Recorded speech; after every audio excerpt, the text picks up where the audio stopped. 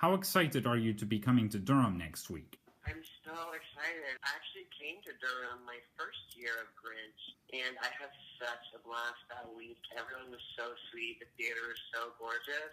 I'm so excited that we get to come back so soon, just a few years later, and come back to spread some Christmas magic again.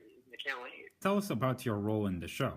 So I play young Max, he is the Grinch's singing, dancing puppy dog. He's like the most hopeful, optimistic, loyal, kind, little best friend of a puppy that you could ever wish for. Even though the Grinch isn't really that nice to Max, but Max will still always be there by the Grinch's side, trying to keep him in check, and sort of hope that the Grinch will someday maybe see the error of his ways. And it is very exciting for Max, in the end of the show when the Grinch ends up having his heart grow 3 times, because that's what Max has been hoping for the whole show. And I love that aspect of it, that he never really loses hope, or he never gives up on the Grinch. And yeah, it's one of the most incredible roles I've ever gotten to play in my life, because it's very physically demanding. I do a lot of cartwheeling and jumping and rolling around all over the stage in this big puppy costume, and then I also get to sing a lot and dance and just and have a fun character arc as well, because Max really gets to grow up during the show, which I love. It's one of my favorite roles that I've ever gotten to play. I'm very lucky. For those who are only familiar with the original children's book by Dr. Seuss, how would you describe the adaptation to them? Well, this really just brings that book completely to life. All of our costumes, all of the sets, everything is based in that Dr. Seuss world. Even the color.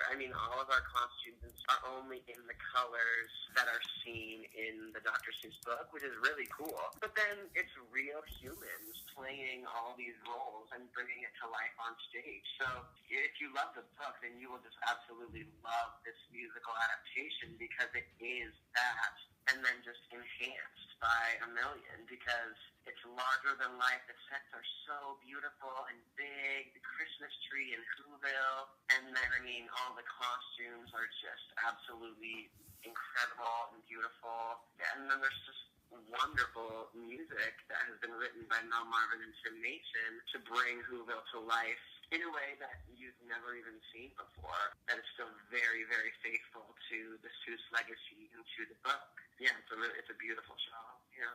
Now, how familiar were you with the works of Dr. Seuss prior to this? I feel like all of us have grown up with Dr. Seuss being a big part of our lives, which I think is really, really incredible. I definitely learned to read on some of those books when I was a child, and that's why I think it's such a special show to be a part of, because all of us as Americans can really relate to this beautiful poetry words that Dr. Seuss create, and the stories that he brought to life and brought into our world, and specifically How the Grinch Stole Christmas. This has been one of my favorite Christmas stories my whole entire life, and so that's why it's really an honor to get to bring it to life now for my job. Yeah, I love Dr. Seuss. So after the tour, what are some dream roles you'd love to pursue in the future? Ooh, okay. Well, I love creating new works. I've done that a lot so far in my career, which has been really fun. I love being a part of new musical theater, but I gotta say, my one big dream role, okay, actually, I really would love to be Bach in Wicked, because he's like a short, sweet munchkin, and I just love that show so much. Wicked is one of my favorite musicals ever, and I would love to be in Frozen, the musical that they're bringing to Broadway, because I just love Disney. Yeah, Olaf or Bach, either one of those would be perfect for you. That's right, thank you. Let's hope. Let's put it out there in the universe.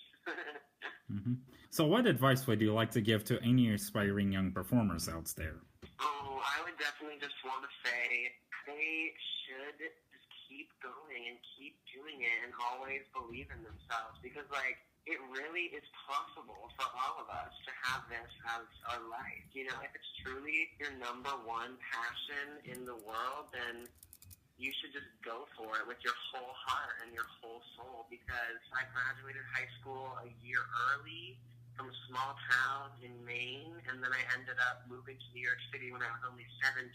And now I'm one of the leads in a Broadway national tour. You just have to have the drive and have the passion and have the work ethic to make your dreams a reality, and always keep the faith. If you have all those things, then there's literally nothing that can stop you. So I would just say always go for it. Andreas, I thank you very much for devoting your time to this interview, and I hope you have a great time in Durham. And happy holidays. Thank you so much, man.